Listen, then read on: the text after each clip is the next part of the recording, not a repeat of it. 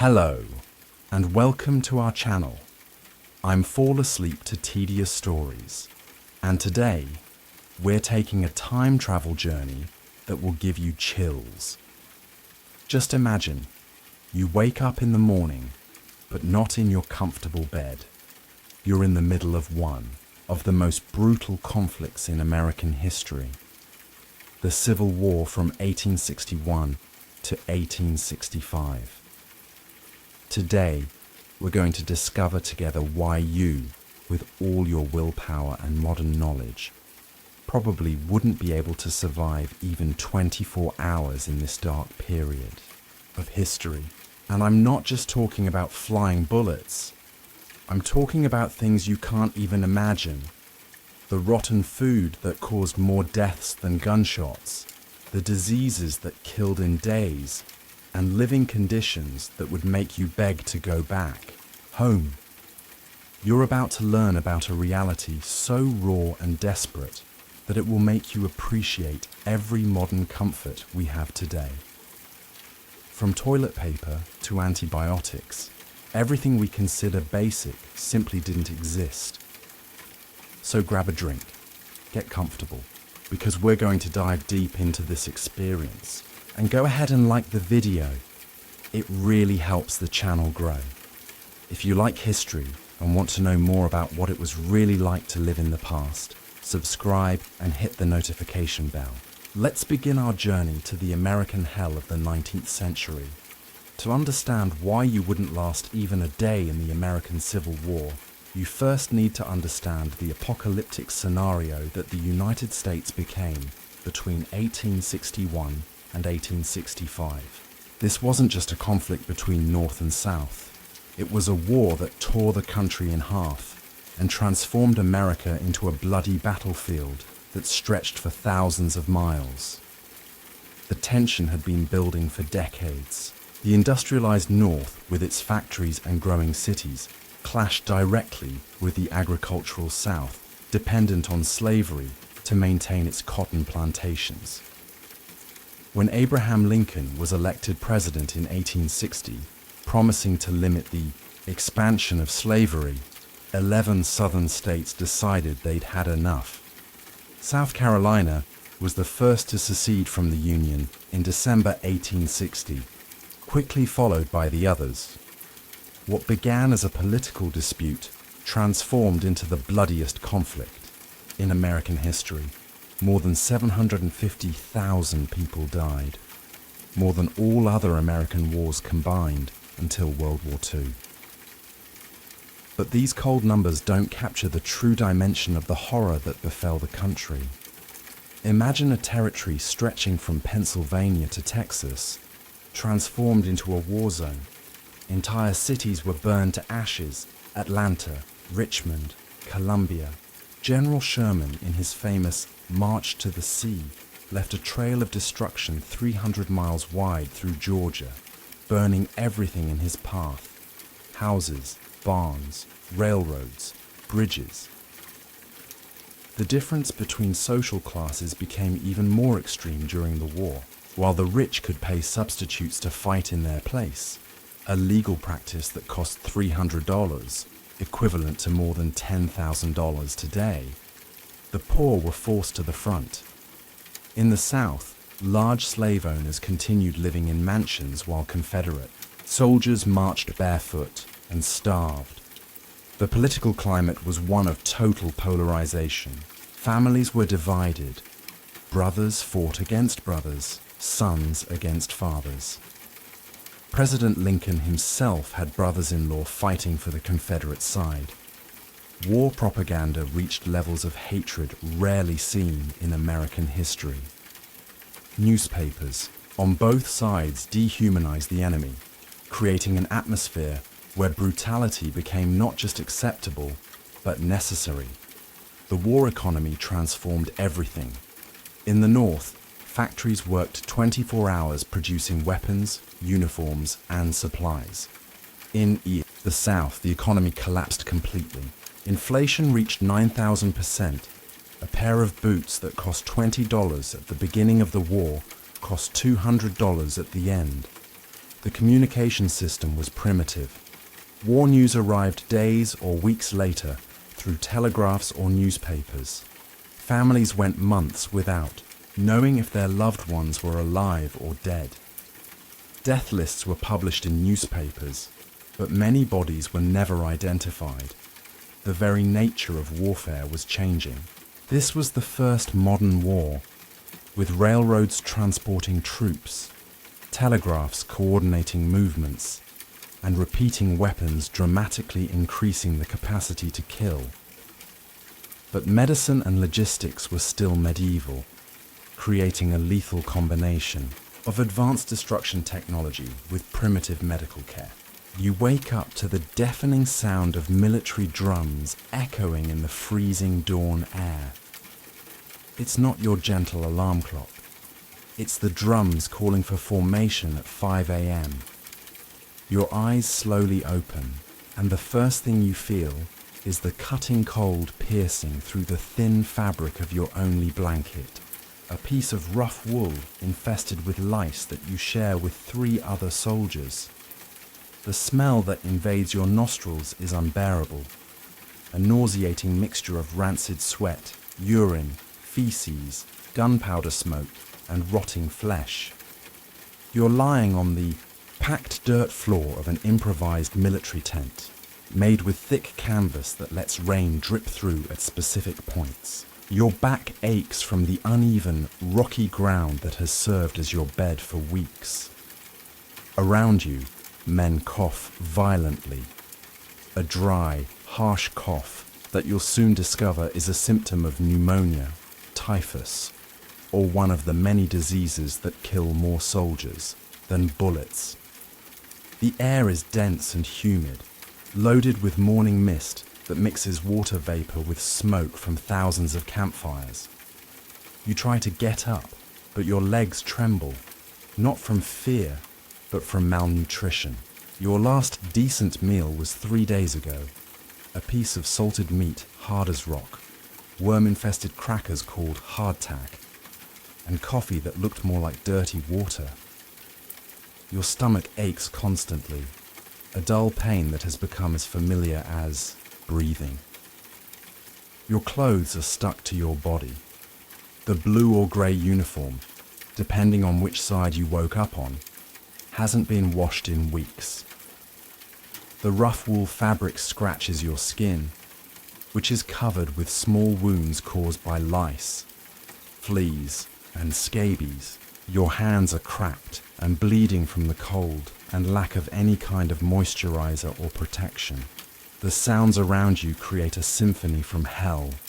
Soldiers spitting blood, the metallic noise of weapons being prepared, horses neighing nervously, the constant shouting of sergeants bellowing incomprehensible orders. In the distance, you hear something that makes your blood freeze. The low, threatening sound of cannons being positioned. The morning light is filtered through the constant smoke that hangs over the camp. It's not just smoke from campfires, it's smoke from distant battles, from burning cities, from bodies being cremated en masse to prevent epidemics. The sky has a sickly yellow color that never gets completely clear. You try to figure out where you are, but everything looks the same. Endless rows of dirty tents, men in tattered uniforms marching with no apparent purpose, piles of broken and abandoned equipment.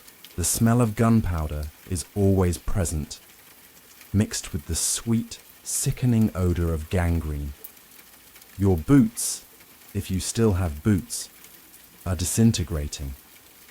Many soldiers around you are completely barefoot, with feet wrapped in bloody rags. The ground is covered with mud that is a mixture of dirt, rain, blood, and human and animal waste. The temperature fluctuates dramatically. If you woke up in winter, the cold is so intense that men die frozen during the night. If it's summer, the suffocating heat, combined with heavy uniforms and lack of clean water, causes fatal dehydration in hours. There's no privacy, no silence, no moment of peace. You're surrounded by thousands of desperate men, many delirious with fever, others crying for their families, some praying to die soon. And you realize, with growing horror, that you've become one of them. Your daily routine in the Civil War would begin at 5 a.m. with the bugle call that seemed to tear your eardrums. There was no time to wake up gradually. You would jump from the frozen ground straight into formation, where sergeants would shout orders while checking if you were still alive and capable of holding a weapon. The first battle of the day would be finding drinking water. Yes, water, something you take for granted when turning on a faucet.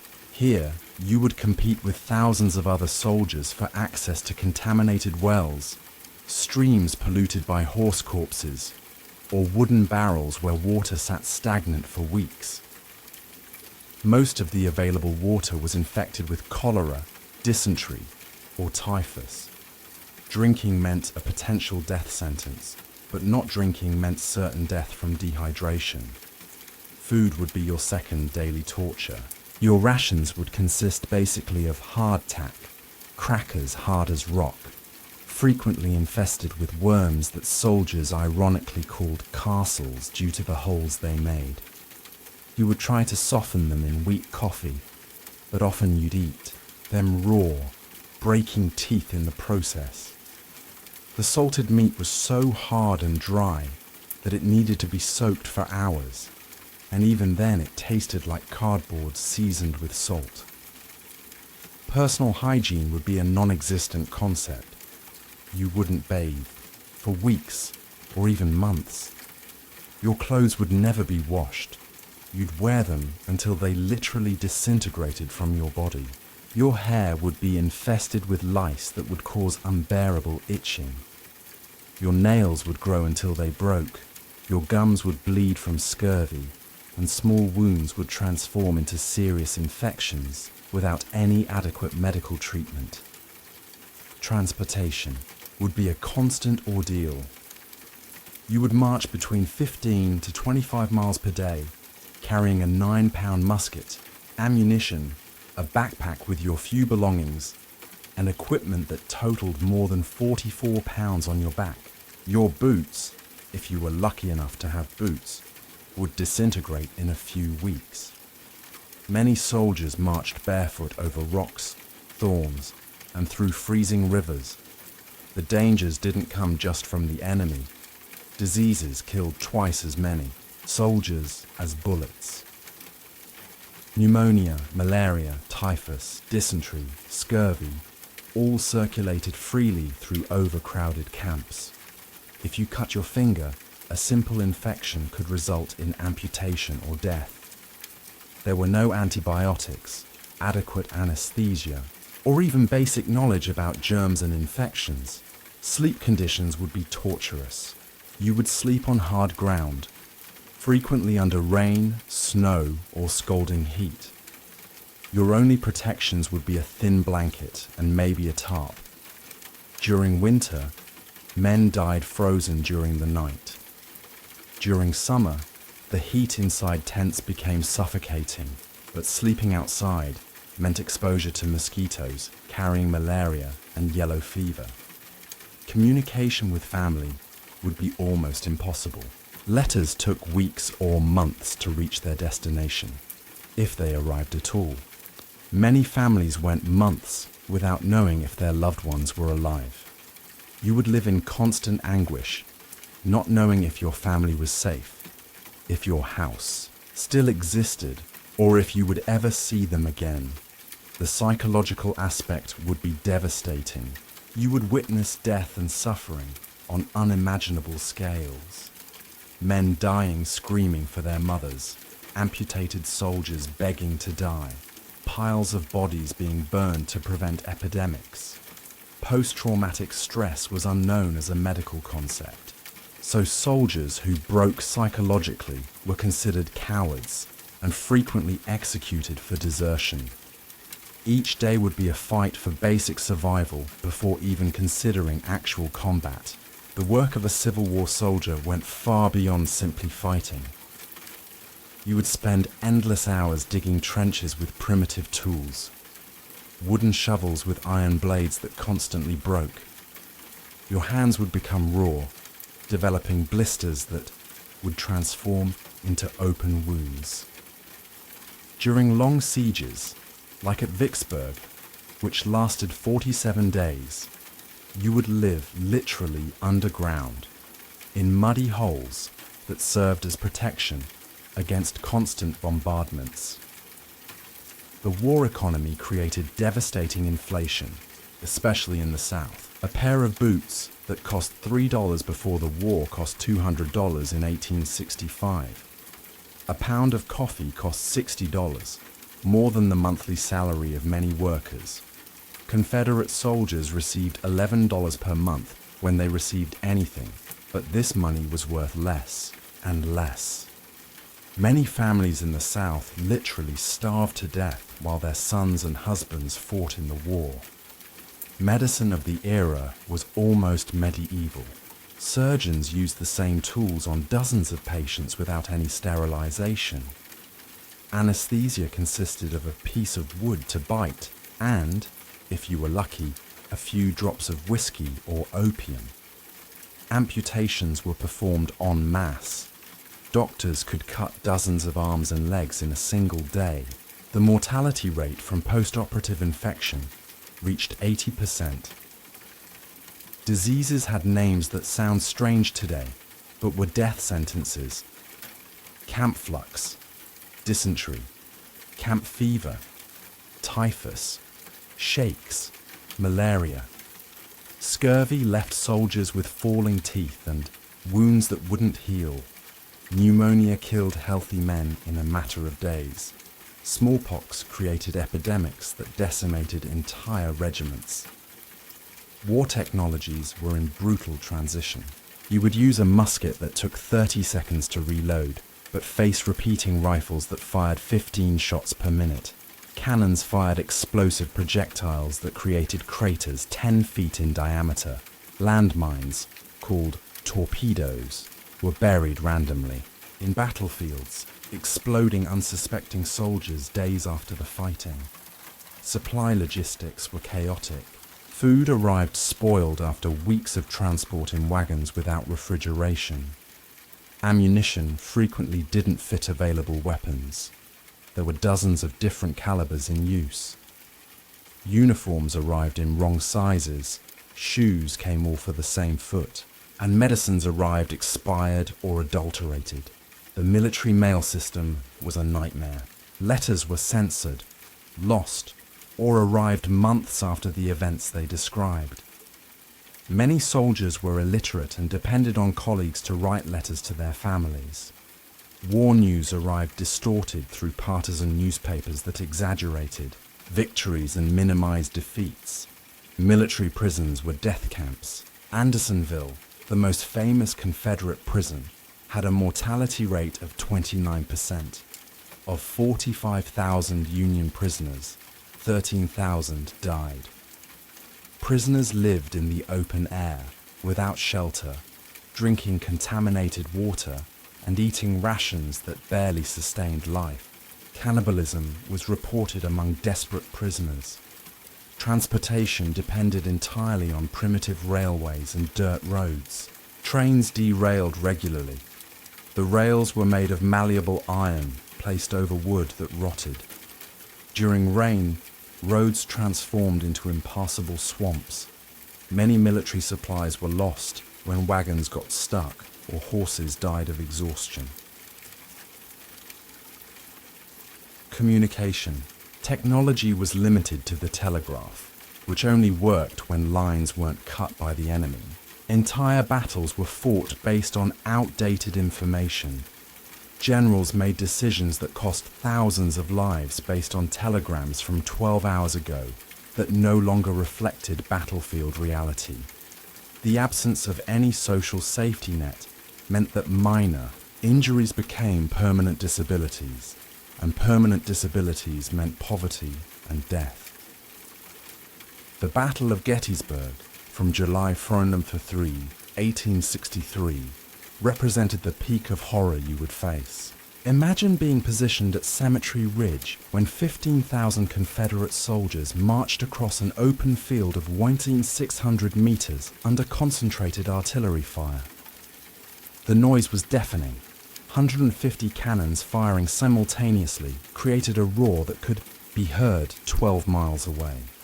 The ground literally shook under your feet. During this charge, known as Pickett's Charge, you would see bodies literally disintegrated by cannonballs. Men disappeared in red clouds when hit directly. The field was covered by a layer of smoke so dense that soldiers shot at silhouettes, not knowing if they were hitting enemies or comrades. In just 1 hour, 10,000 men were killed, wounded, or captured. The siege of Vicksburg, which lasted 47 days, turned you into a trench rat. The city was continuously bombarded. Residents dug tunnels in the hills to escape the projectiles. Soldiers and civilians ate horses, dogs, cats, and finally rats to survive. Drinking water ran out, forcing people to drink from contaminated puddles. When the city finally surrendered on July 4th, 1863, Confederate soldiers were so malnourished they could barely stand. Sherman's March to the Sea from November to December 1864 created an apocalyptic landscape. If you were a civilian in the path, you would see 62,000 Union soldiers systematically destroying everything in a 300-mile swath. They burned houses, barns, bridges, railroads, anything that could help the Confederate war effort. Entire families were left homeless in winter, wandering the roads with only the clothes on their backs. The Battle of the Wilderness in May 1864 was fought in a dense forest where visibility was only a few meters. Combat became savage. Soldiers fought hand to hand with bayonets, knives, and even stones. Worse yet, constant gunfire started forest fires that burned alive hundreds of wounded who couldn't move. Soldiers reported hearing screams of men being burned alive for hours. The Sultana disaster on April 27, 1865, showed how war caused tragedies even after the official end of combat. The steamboat, designed for 376 passengers, was carrying 2,427 Union soldiers recently freed from Confederate prisons. The boiler exploded on the Mississippi River, killing 1,700 men who had survived the horrors of war, only to die drowning or burning on their way home. Naval battles created unique scenarios of terror. During the Battle of Mobile Bay, you would be locked inside an ironclad warship, basically a floating iron coffin. The internal temperature reached 130 degrees Celsius.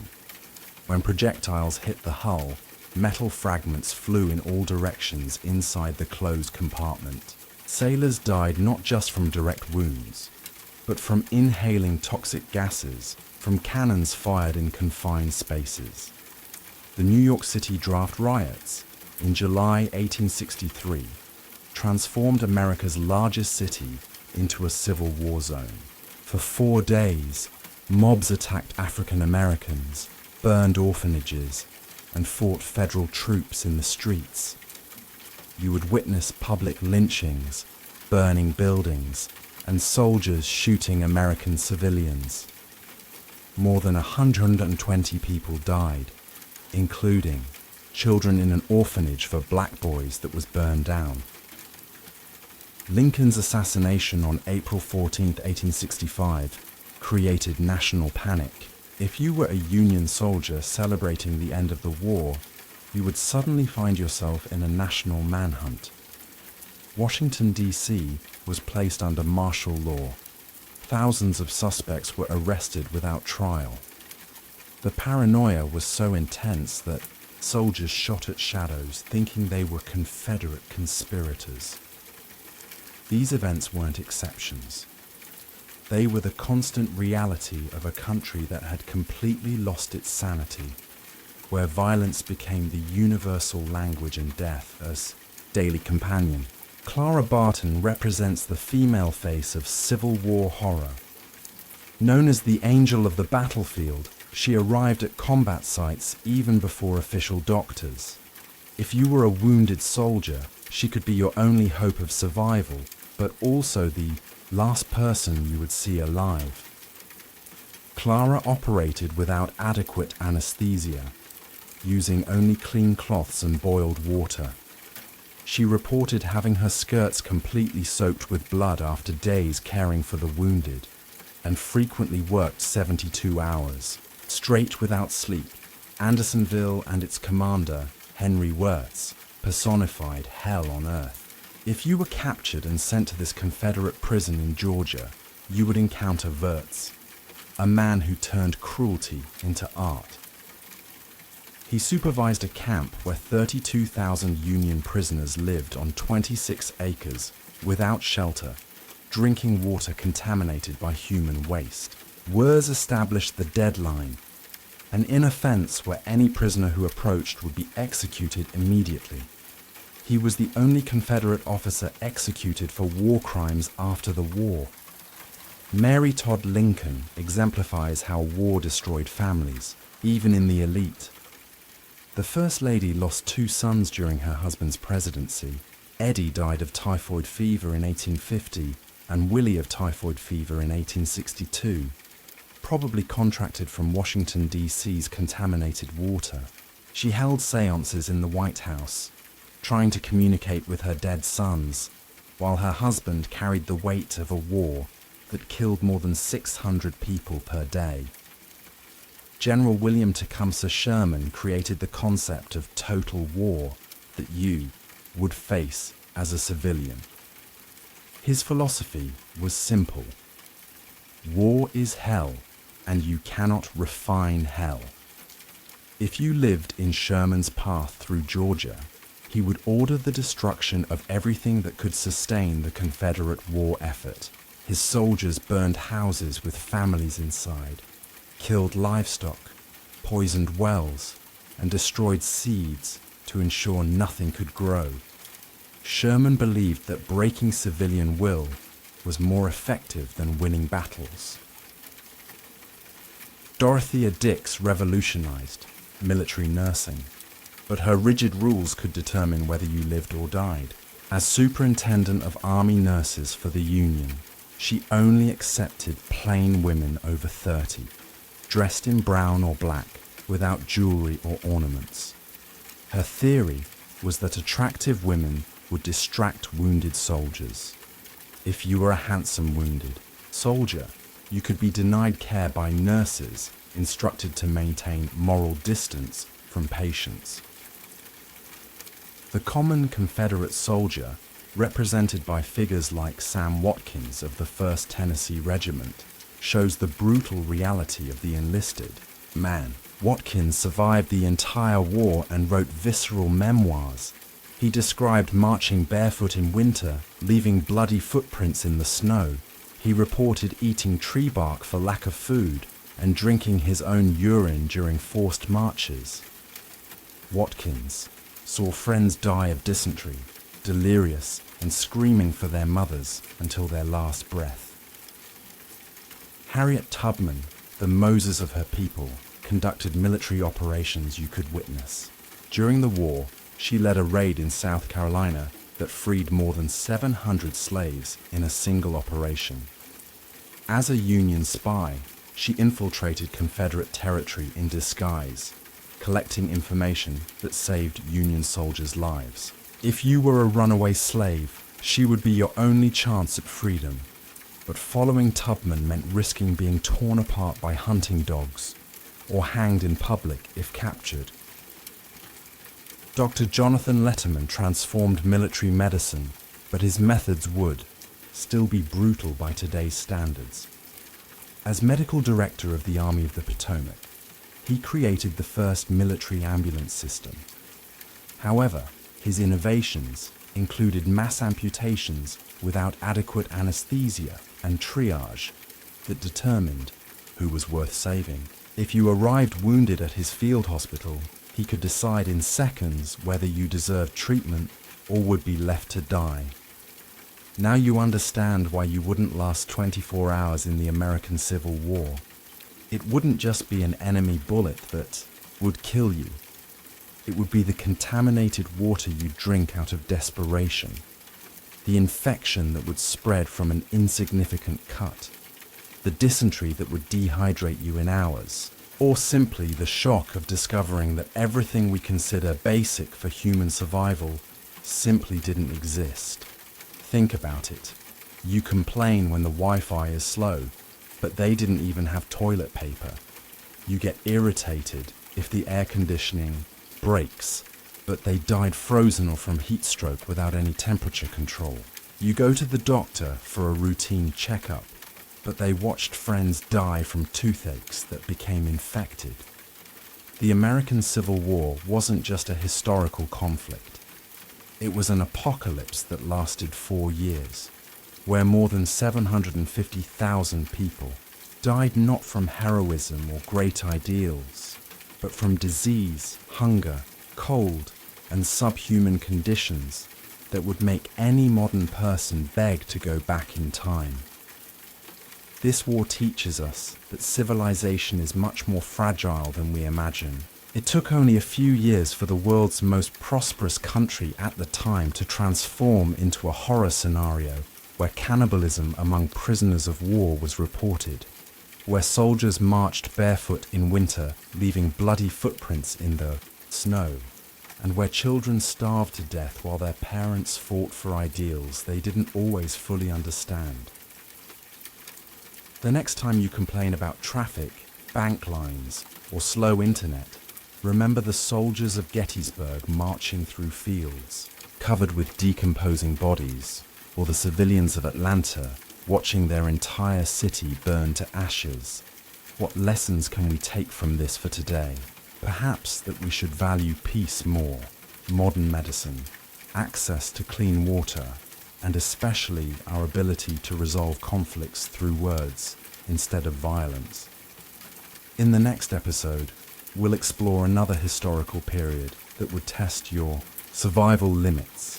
Thanks for watching. Leave your like if the video made you appreciate your modern life, subscribe to the channel, and see you on the next time travel journey.